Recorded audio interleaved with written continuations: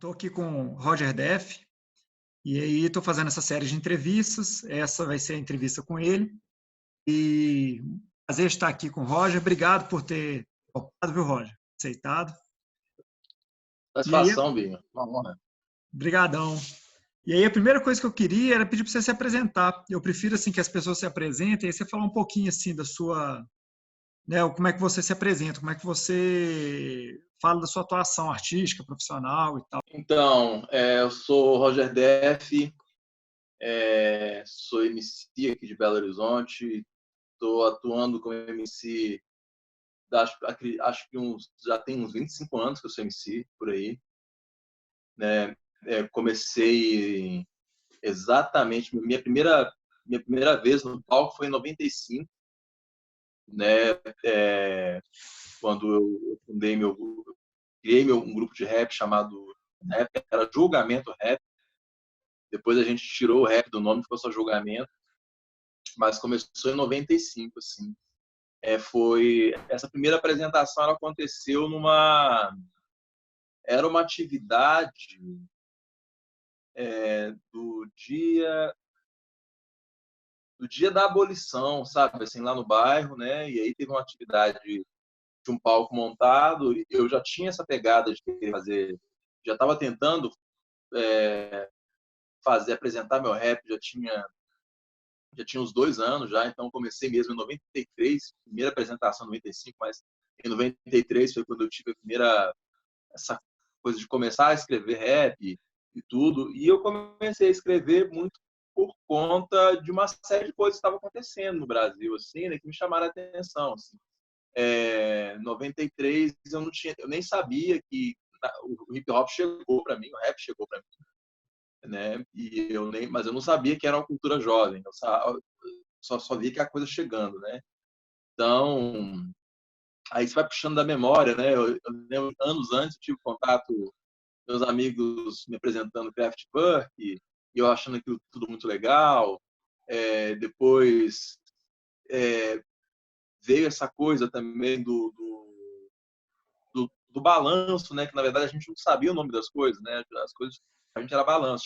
Tinha o baile lá do bairro, do Jardim Alvorada, que era chamava de Billy Sketch, que era o bairro do Centro Cívico, Uhum. que lá tocava África Bambata e Soul Sonic Force, né?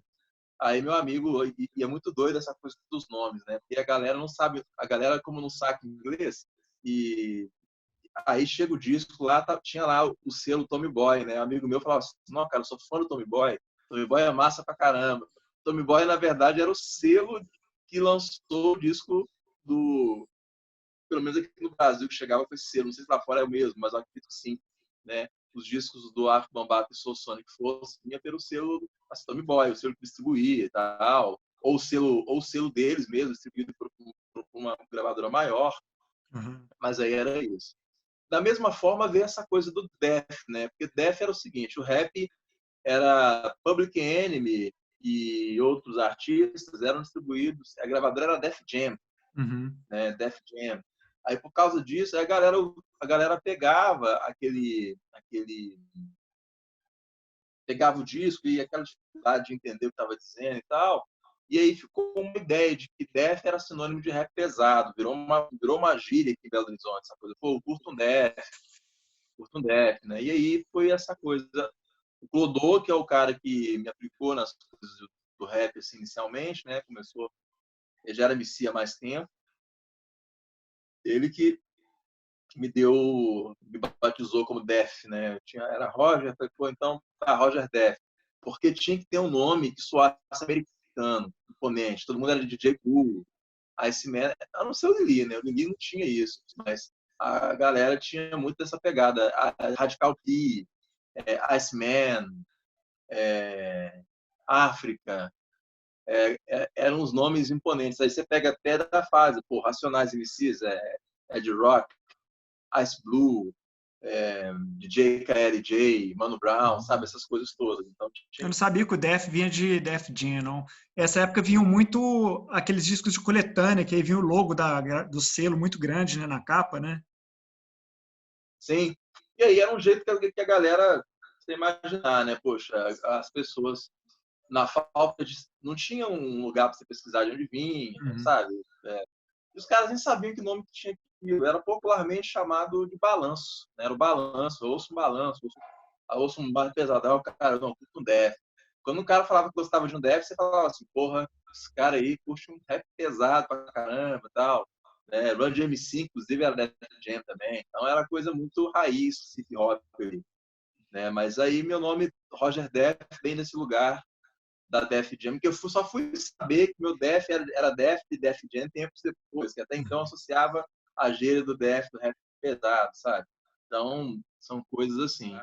Mas eu fiquei, isso é algo que a gente não tem aqui no Brasil, mas aí, lendo o Malcolm X, né, vendo alguma coisa, não lendo o Malcolm X, mas lendo a respeito do Malcolm X, né, que eu fui entender o porquê do X no nome, né, que era coisa, uma forma dele não levar com ele a marca do nome do escravocrata que foi dono da família dele, né? De qualquer forma, assim, talvez ele nem soubesse, talvez nem fosse exatamente um escravocrata. Era um escravocrata por ser um europeu, né? Enfim, essa Uhum. coisa. Não importa como é que foi, deu com a família dele. Eu comecei a entender, e eu comecei a entender o DF um pouco como esse lugar também de um sobrenome que faz muito sentido para mim, inclusive nesse lugar de não me ligar a esse passado, assim, né? Enfim, uma das várias formas. Embora também, assim, eu dou outro significado para o meu nome de batismo também, né? Que é Dias, né? Tem do meu pai, da minha mãe, tal, é outra coisa. Mas é isso, deve esse lugar. E aí a parada com o rap foi isso, eu comecei fazendo por causa dessas coisas todas, do bairro, de eventos no centro, como o BH Camp Dança, que nunca cheguei a me apresentar lá, só vi. Peguei Uhum. o final ali do BH Camp Dança, que era aquela profusão de grupos de rap, de funk.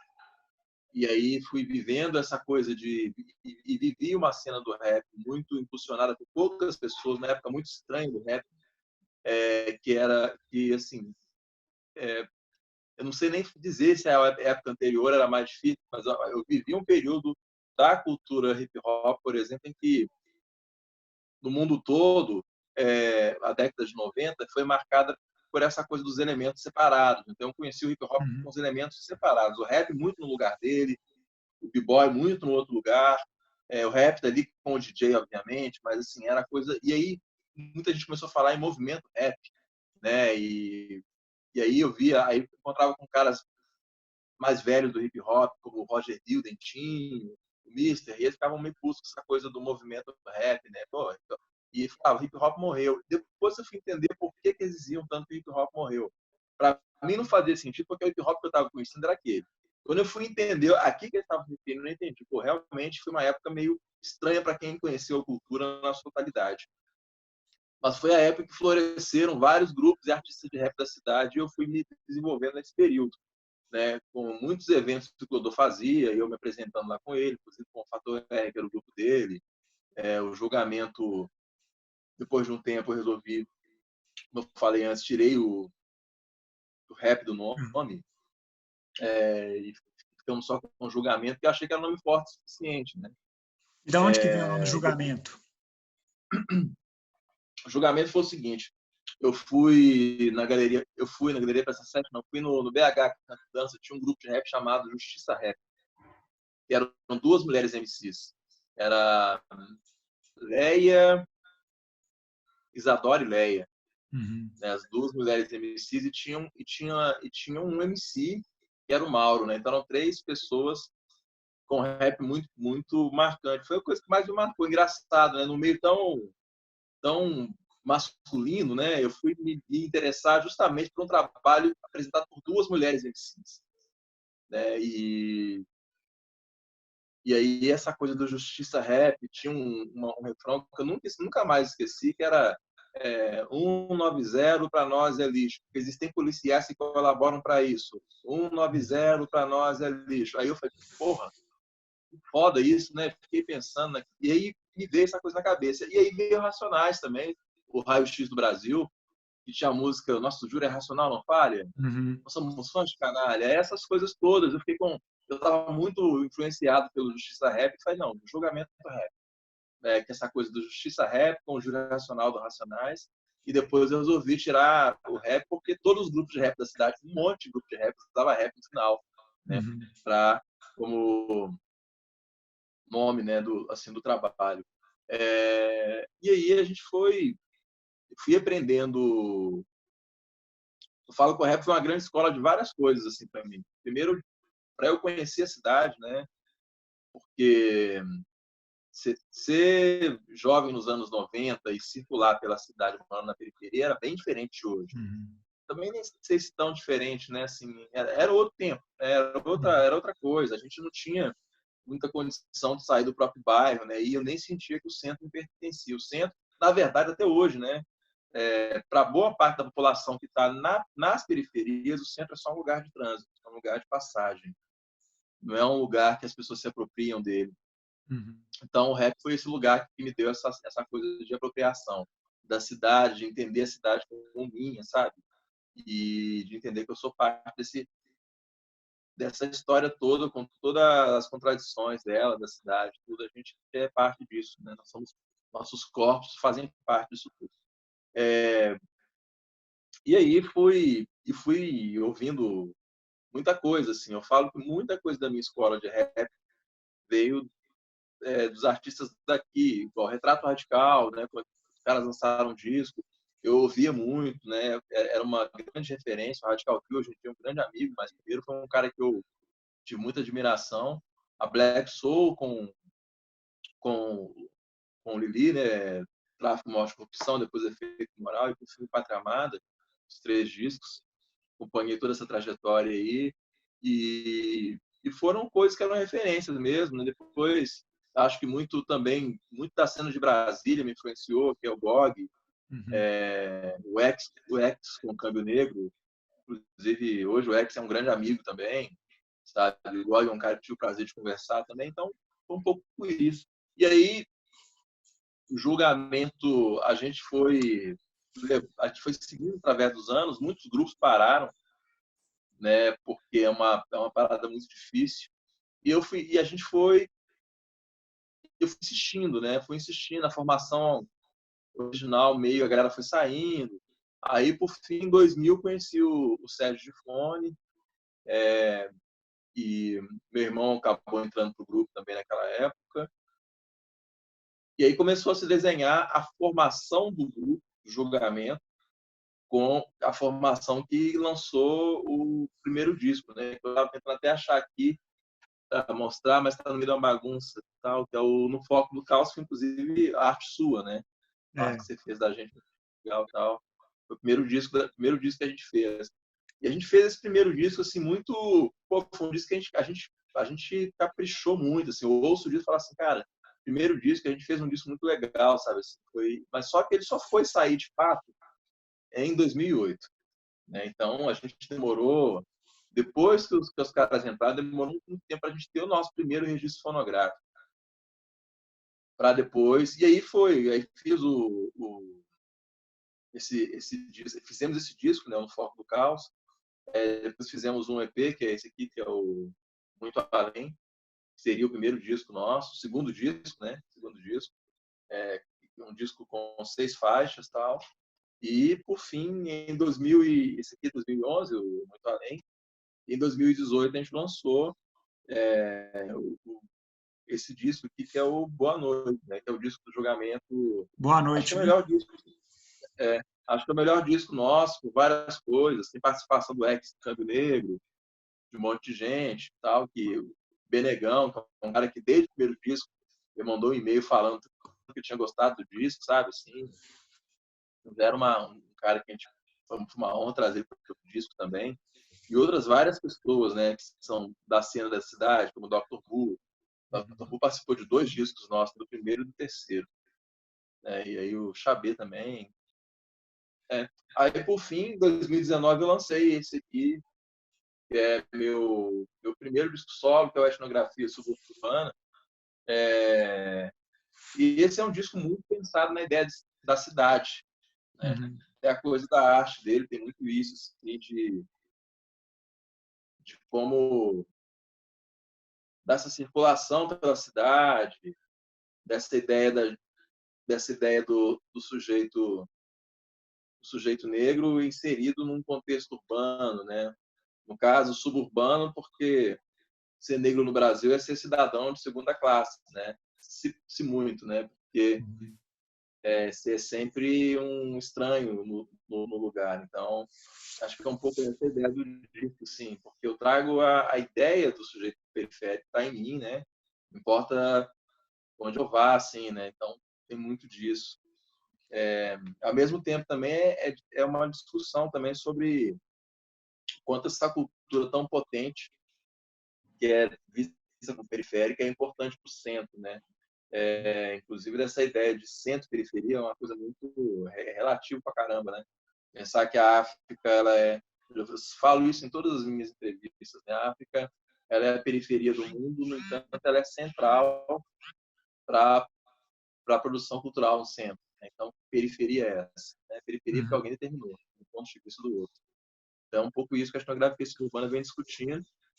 E aí as minhas músicas são todas, principalmente nesse disco, essa discussão sobre o legado cultural da população negra, que construção é essa, é, e igual tem um trecho lá, de onde viemos, aqui viemos, representemos verdades com tradições da cidade e outras visões do som, outros dons. Cultura ecoa no centro, mas nasce da extremidade, né?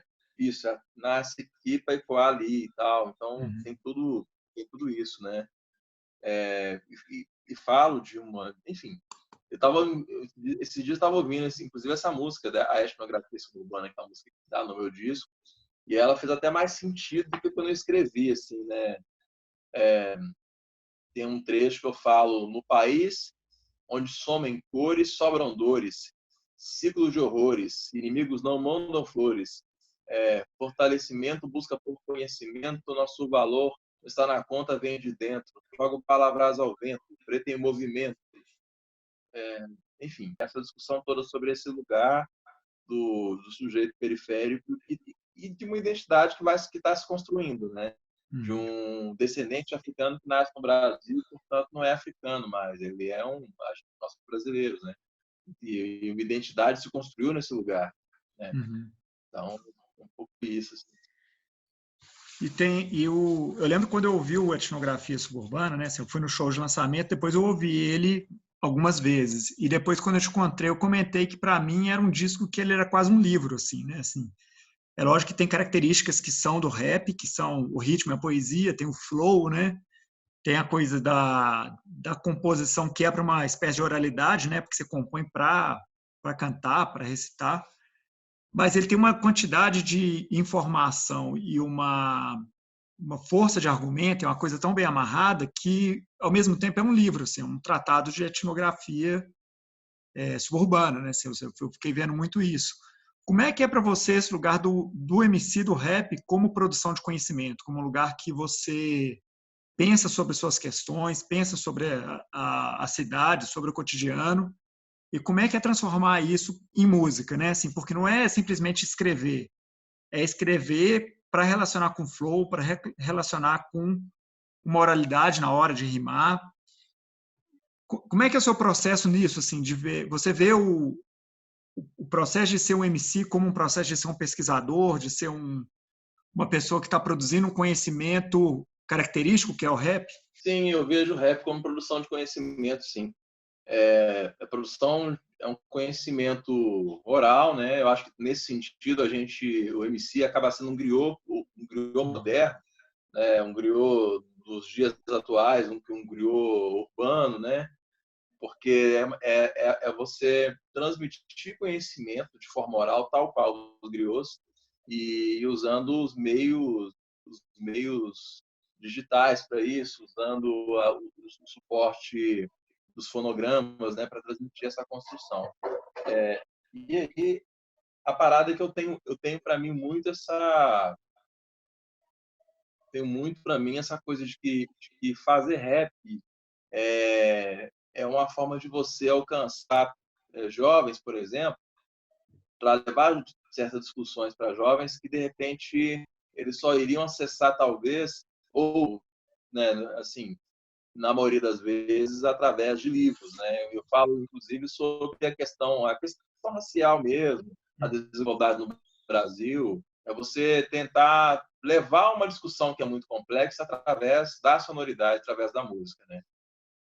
Eu falo isso porque o rap fez muito isso para mim, né? E aí eu vejo a etnografia suburbana um pouco isso, assim.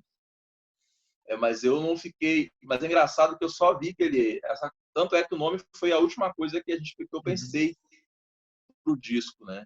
E aí o nome foi que deu. Aí quando eu pensei no nome, fiz uma música que tivesse tratasse desse tema. Esse disco ele tinha uma pegada meio de um estudo sobre a população negra de Belo Horizonte brasileira, enfim, sobre o negro brasileiro, quando a gente estava fechando o disco, entendeu? Não foi uma coisa Uhum. pensada exatamente nesse lugar.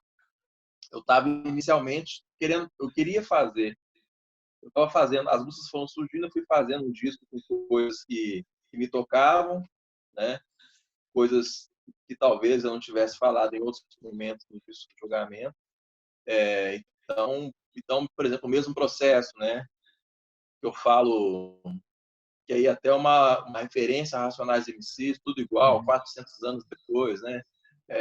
Tudo igual 400 anos depois, 400 anos depois do quê? 400 anos depois de um processo escravocrata, quatro Uhum. séculos de escravidão, tudo igual, né?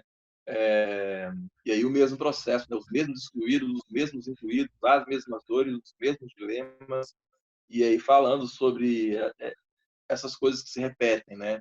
E corpo estendido também, com uma referência que aí eu já brinco com outras coisas, assim, referências musicais e literárias que estão presentes na nossa vida. Aldir Blanc, ali o Chico Buarque, então eu começo brincando com o corpo estendido. Está lá o corpo estendido no chão, morreu na contramão, atrapalhando o trânsito. Uhum. Já juntei ali Aldir Blanc com Chico Buarque e eu manejei os dois ali e sigo falando, né? Porque esse corpo estendido no chão que morre atrapalhando o trânsito é o corpo preto, né? O corpo negro.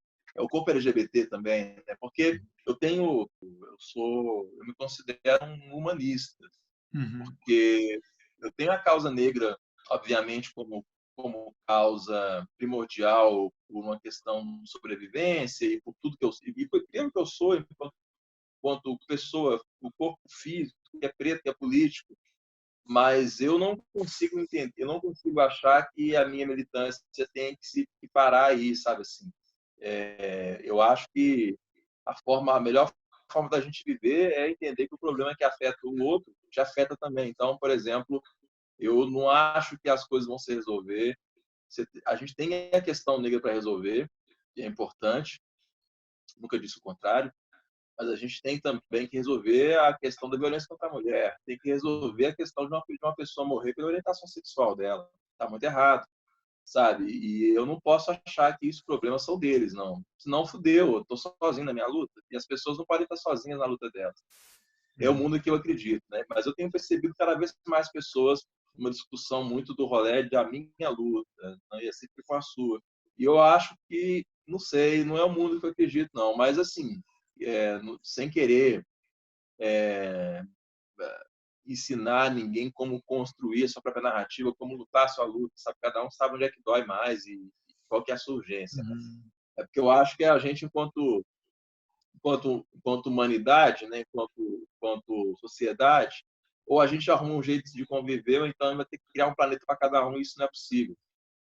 Né? Então, e eu acho que o único jeito de conviver é construir uma ideia de empatia, de nós mesmo, onde a dor do outro se torna sua dor também, porque somos humanos, né? Respeitando as nossas diferenças, sim, eu sou homem negro, ela é uma menina LGBT, é, enfim, cada um com suas questões, mas a gente tem que estar unido por uma questão de que é preciso respeitar as diferenças e criar um ambiente que seja intolerável à intolerância, sabe?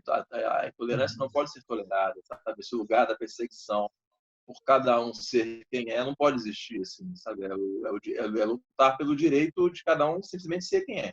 Dentro disso que você falou, assim, Faz todo sentido, né? Assim, concordo totalmente. E uma coisa que eu vim percebendo também é a mudança dentro do rap, uma mudança de relação com a comunidade LGBT e com as mulheres, né? Esses dias eu estava ouvindo os raps dos anos 90, que musicalmente são muito bons, assim, a batida, o boom bap, né? Tem letras muito boas também, mas também tinha uma coisa muito machista, né? E em alguns momentos eu vi até um certo preconceito com os LGBT no rap, assim. Eu não sei se você percebe isso também, assim, estou falando tanto do rap gringo como alguma coisa do rap nacional. De uma maneira geral, eu tenho visto uma mudança, um movimento de mudança. Eu acho que até pelas discussões que as pautas têm gerado, uma mudança no próprio rap. Faz sentido para você ou você acha que é uma viagem minha, que você nunca percebeu muito isso? Não, faz sentido sim. A sociedade evolui, né? Assim, é até perigoso falar isso, a sociedade evolui, né? Não é o que a gente está vendo no mundo, não, né? É outra coisa. Mas faz sentido demais. Eu acho que o, o rap ele nasce num contexto, o hip hop, né? É uma cultura, acho que é uma sociedade que é patriarcal, que é machista, que é homofóbica, ele é isso também, está dentro dele também. Não é diferente, né? Não é que o rap é essencialmente isso, mas ele tem sua. E aí o gangsta rap traz uma carga grande de misoginia, sabe? Tem essa coisa toda, dessa coisa da falta da reflexão sobre o que significam esses lugares. E aí eu acho que você tem toda uma. Inevitavelmente, o movimento feminista, né? A luta da comunidade LGBT acaba influenciando essa cultura, a sociedade como um todo, né? Acho que a gente pensar assim, eu acho que o rap, por ser uma linguagem por ter uma característica da linguagem muito crua e muito direta, ele manifestava isso de forma mais nítida. Assim como ele sempre manifestou também as suas dores, o racismo, a raiva da violência policial, a raiva da exclusão, ele sempre manifestou tudo de forma muito crua. E outras músicas, não, elas tratavam essas coisas meio passando quando tratavam, não tinham essas coisas. Então, o rap acabou tendo isso de dizer muito nítido o que está na cabeça da pessoa, está Uhum. na cabeça de todo mundo, né? De todo mundo assim, de uma boa parte da sociedade, né? Aí eu vejo, e aí essa construção vai passando o tempo, você não vai ver mais, por exemplo, personagens cantar mulheres vulgares, porque Uhum. primeiro, assim, são homens que cresceram, né, e evoluíram mentalmente, são casados com mulheres que são feministas, assim, a Suede Rock é pai de mulheres que são universitárias, né, formadas, mulheres que têm a luta de militância delas feministas. Então, assim, isso acaba contaminando o sujeito também, né, e nos contaminando de forma positiva.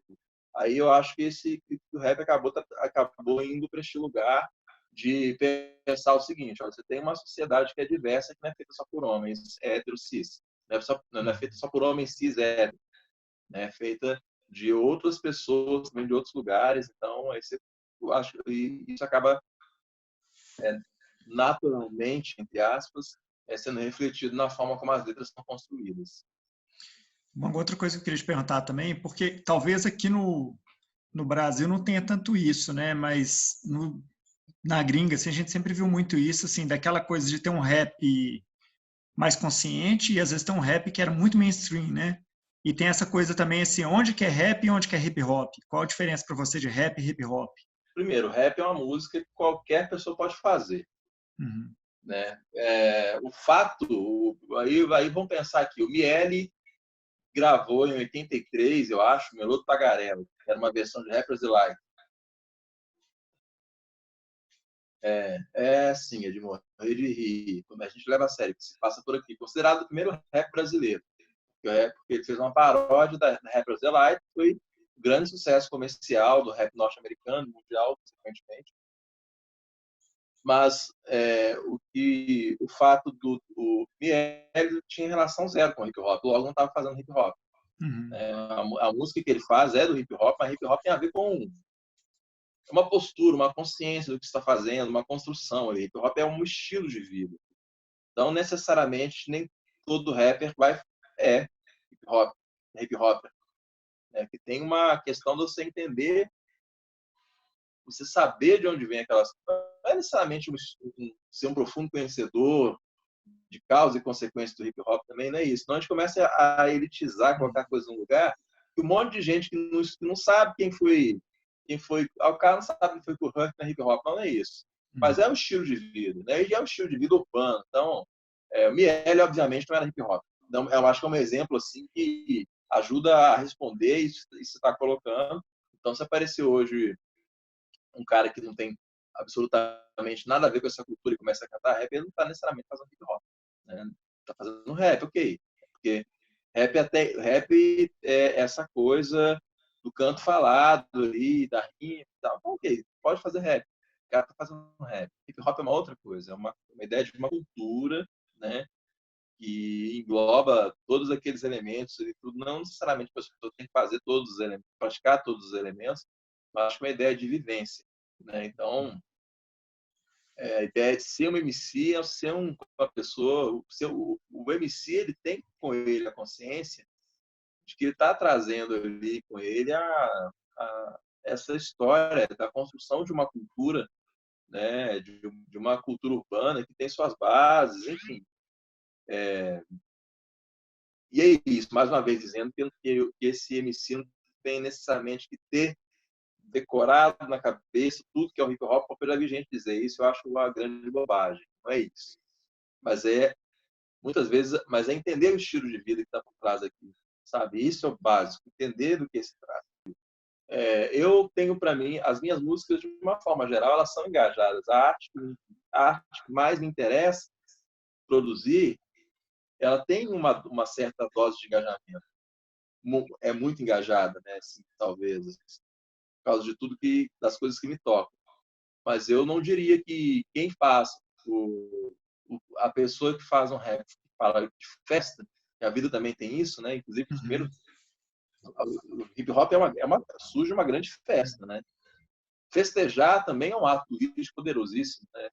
Então, a gente entender que só essa coisa do rap consciente, quem está falando de alegrias também está sendo muito consciente ele também, sabe? Está falando porque não é só dor, não dá para você ficar só com a dor, sabe? A coisa de ser MC, às vezes, né, essa coisa do hip hop, a gente se convence que a gente é uma espécie de fato de homem de aço ou de mulher de aço, sabe? Que dá conta das coisas, de guerreiro, povo guerreiro e tal, e isso a gente está mentindo para a gente mesmo, a gente é humano, a gente sofre, sabe? E eu acho que a gente não tem que dar conta de tudo mesmo, não. A gente não tem que estar na linha de frente de todas as coisas, tem que estar ali peitando o sistema e estar pronto para tomar porrada, sabe? Assim, a gente já está no enfrentamento de um tanto de coisas por ser quem a gente é. Então, nesse lugar, eu acho que é importante também falar de outras coisas que não seja só a luta e o embate, porque, inclusive, até porque a luta e o embate, a gente está nele por uma questão de necessidade, mas assim, é extremamente cansativo. É um negócio exaustivo e eu não acredito que ninguém quer viver isso a vida inteira, 24 horas por dia, sabe? Então, até acho que essa coisa, até isso, né, do consciente, né? Falar de coisas que nos tirem um pouco desse lugar, acho que a arte também tem um papel, às vezes, de imaginar outros mundos possíveis. Não é o mundo que você está vivendo nele, mas te dá a condição de você viver um outro mundo, você dá conta, né? Você dá conta. Faz todo sentido, né? Assim, que a rap é uma expressão artística, e a arte, ela dá conta de todas as dimensões da vida, né? Exatamente. Outro dia eu estava refletindo isso no grafite também, porque no início dos grafites, lá nos anos 70, né? Tinha muito grafite que os caras faziam para a mãe, para a namorada, para os amigos. E aí tinha essa dimensão do afeto, né? Que a dimensão do afeto é muito importante também, né? Assim, pelo menos eu estou falando da minha vivência no grafite, assim. Tem hora que você quer expressar uma coisa, mas tem essa dimensão do afeto que é importante também, de lembrar das pessoas, lembrar da amizade, né? Acho que tem tudo a ver. Mas Não, a dimensão do afeto é essencial, cara. E, na verdade, a gente tá nessa história. Acho que a gente faz o que faz pela dimensão do afeto. Tem pessoa que vai lidar com a dor com muito ódio, muito raiva daquela dor que provocou nela, ela vai produzir arte em cima disso. É possível também. Eu só acho que é um lugar assim que, se você se move pelo ódio, eu fico pensando assim que é um tipo de motor, é um tipo de combustível muito tóxico. sabe? É um combustível muito tóxico, assim, por fim, e ele tem uma tendência muito forte a te cegar de várias Uhum. formas. Então, é, mas eu também parei também, uma coisa que hoje eu penso muito é que eu não tenho que censurar quem está com ódio porque sofre.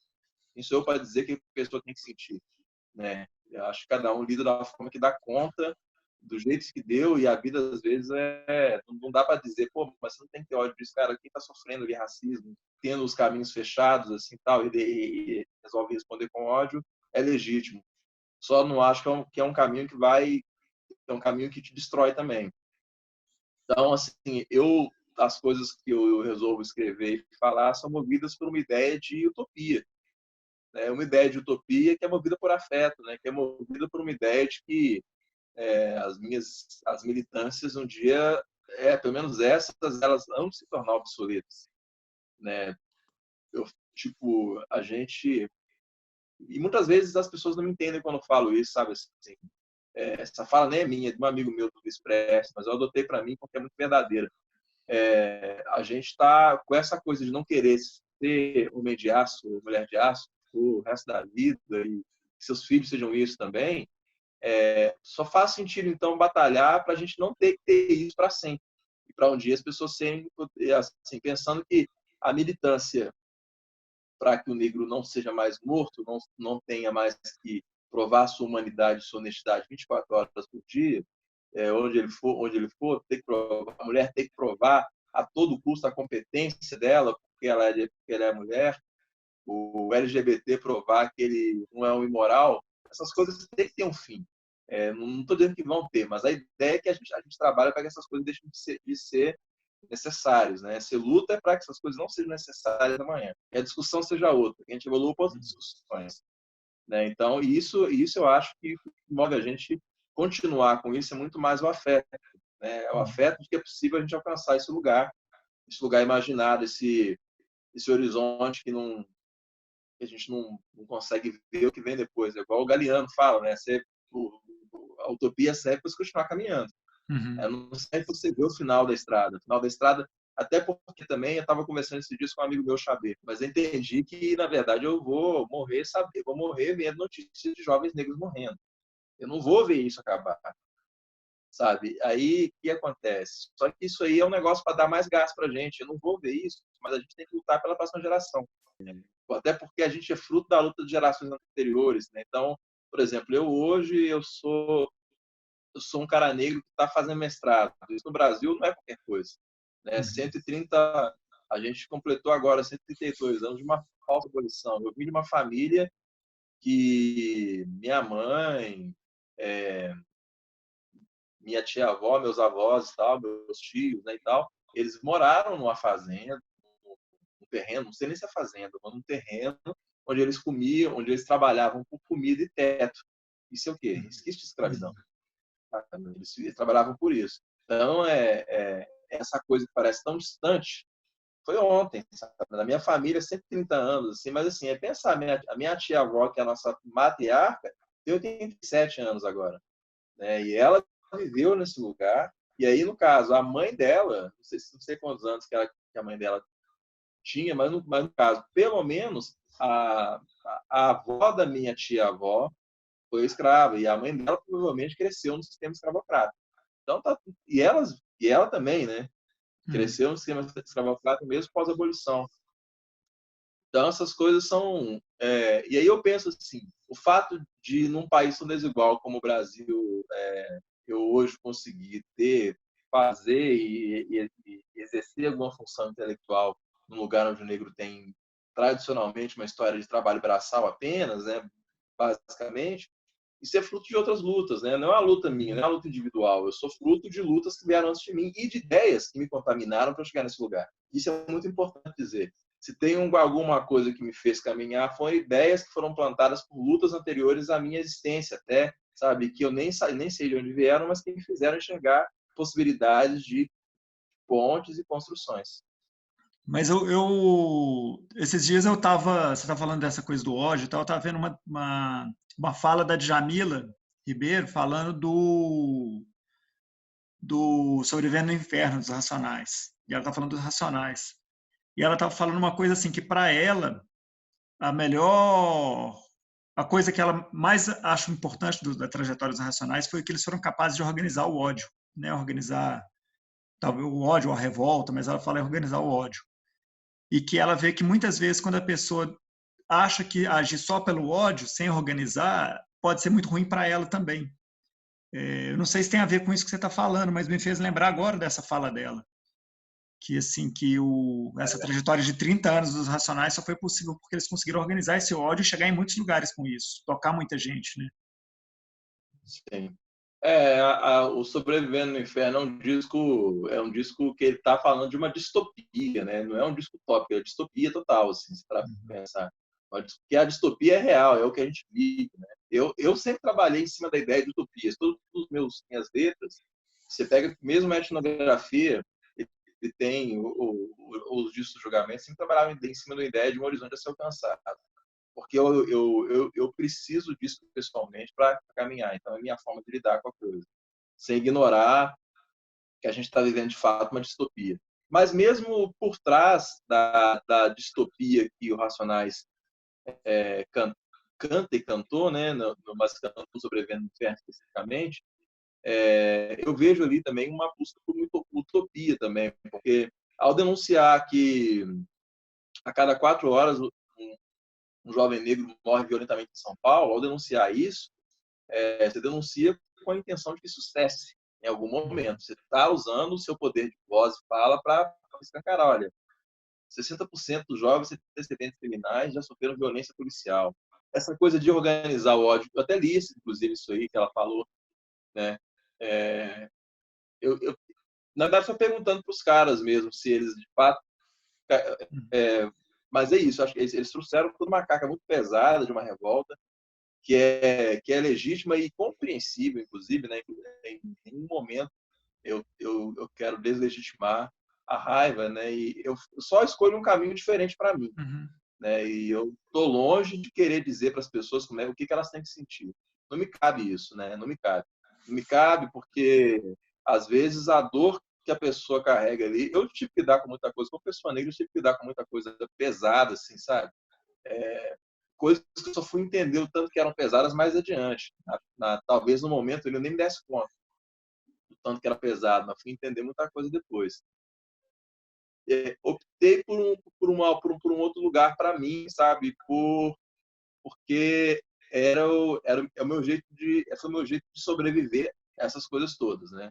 Porque existem várias formas de matar a gente, não é só fisicamente, mata mentalmente também, sabe? Cada dor que fica, e se a gente não se livra dela, e eu não estou falando que é fácil se livrar da dor, não, então, às vezes ela vira até um motor, dependendo, né? Mas eu tenho para mim que isso mata muito da gente, sabe? Assim, enfim, várias coisas. Duas coisas que eu fico pensando muito. Assim. O mundo vai continuar sendo racista enquanto eu estiver vivo. Ele vai ser. Né? E eu vou continuar sendo antirracista enquanto estiver vivo, porque eu tenho que ser. Mas eu me recuso a deixar que o mundo racista ele também ele seja um lugar que me guie, inclusive internamente. Guia, de certa forma, porque é muito difícil. Mas eu tento estabelecer um limite para isso, porque eu não tenho opção de uma outra vida, de um outro mundo onde isso não existe. Então, já que eu tenho só essa vida curta para viver nesse lugar, eu organizo minha vida dessa outra forma, né? Que é um lugar de entender, por exemplo, que pontes são possíveis, são necessárias, elas são possíveis, elas são não só possíveis como necessárias para caramba, né? Mas eu entendo também o pensamento do irmão e da irmã que resolveu encerrar essas pontes porque já doeu muito, então dane-se, não quero ponte. Até porque também historicamente basicamente a gente teve muito sozinho nas nossas dores, né? Enfim. Mas eu acho que, igual eu falei, eu não acredito em vitória no sentido sem a participação é, das pessoas que não necessariamente passam pelo mesmo problema. Né? Quem às vezes detém o privilégio de não sofrer o que a gente sofre, ele é essencial na luta. É essencial, sabe? É essencial e aí a ponte é mais do que necessária, sabe? Mas Mas eu acho que aí essa coisa não só Racionais, como Facção Central também, né, que é um outro lugar de organizar o ódio mesmo, assim, e tudo, eu acho que são formas de pintar também com cores, não é nem pintar, né, é elencar as coisas ali, elencar as coisas da realidade, para que a gente enxergue, porque muitas vezes as coisas estão ali, mas o fato de não se dar nome, a gente que trabalha com simbólico sabe muito bem disso, quando você não dá nome, não organiza o pensamento e as coisas, é como se aquilo não existisse, né? Então, e automaticamente se naturaliza. Aí eu sempre acabo achando que essa tentativa de organizar, de dar nome para essas coisas, para que elas não se naturalizem, parte também de uma ideia que o princípio é uma utopia de deixar que essas coisas, para que essas coisas não existam. Porque se você não acredita, no fundo, você acredita que nada disso muda, por que você vai cantar isso? Sério, assim, é esse que é o negócio. Tem o ódio também daquilo, mas tem também aí uma esperança de que isso possa vir a ser mudado através de uma tomada de consciência de quem sofre, de quem causa sofrimento também, né, de todo mundo de uma forma geral, ou talvez até mais de quem sofre, para que possa se defender e organizar uma sociedade melhor, talvez, né? Mas eu acho que isso tudo passa por um lugar de entender que isso é, é, é um caminho para um horizonte onde essas coisas elas sejam de um outro jeito, porque não vejo sentido em falar de coisas que não vão mudar nunca. O que eu, pelo menos, ou o que eu acredito que não vão mudar nunca, né? Enfim. Ô, Roger, infelizmente nós vamos ter que ir chegando no final também por causa do tempo, assim, né? Mas, assim, o que eu posso dizer da minha parte, assim, é que eu acompanho sua trajetória já tem um bom tempo, assim, né? E eu acho que muito do que você fala, assim, dessa verdade que você fala, tá muito nas suas músicas, no seu jeito de fazer. Eu sempre te considerei uma pessoa muito lúcida e muito boa de conversar. Eu sempre aprendi muito com você, né? Então, acho que assim, essa conversa foi mais um aprendizado para mim também. Eu acho que não tem nem muito o que dizer, não. Acho que eu queria só abrir o espaço para você, se você quiser completar com alguma coisa que você não disse ainda e tal. Porque é isso, assim, eu estou aqui, estou aprendendo com você, te ouvindo e entendendo essas coisas que você está colocando. Realmente, e eu vejo muita coerência com o seu trabalho. Mas Obrigado, valeu. se você quiser arrematar alguma coisa na conversa, completar, fica à vontade. Não, é isso, cara. Eu sou um aprendiz da vida, sabe assim? Eu tava conversando isso com a Poli hoje, né? A gente tem 25 anos de rap, e todo dia eu tô aprendendo. Então, eu falo que eu tenho muito mais, de fato mesmo, eu tenho muito mais a aprender, acho todos nós, né, do que ensinar. Então, eu tenho tentado ouvir mais e falar menos, sabe? É porque eu acho que eu tenho mais para aprender com todo mundo do que para passar de fato, né? É claro que existe uma pretensão da nossa parte em querer passar alguma coisa, senão não faria rap. Né? A verdade é essa. Mas a gente está muito mais como aprendiz mesmo, tudo, e acho que esse lugar dessa humildade e eu falo humildade no sentido da gente ter o senso real do mundo, né, da vida, né? Porque a parada da gente fazer o que a gente faz envolve também uma parcela muito grande de ego. Né? Isso é algo que eu já saquei que isso é uma grande armadilha. Quando a gente cai nessa, a gente deixa de aprender, a gente e aí emborrece, né? Emborrece mesmo assim, tal, e não consegue.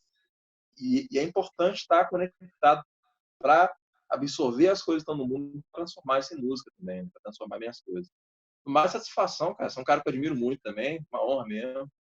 Valeu demais. E Mas é isso, brigadão, vamos cara. que vamos, né?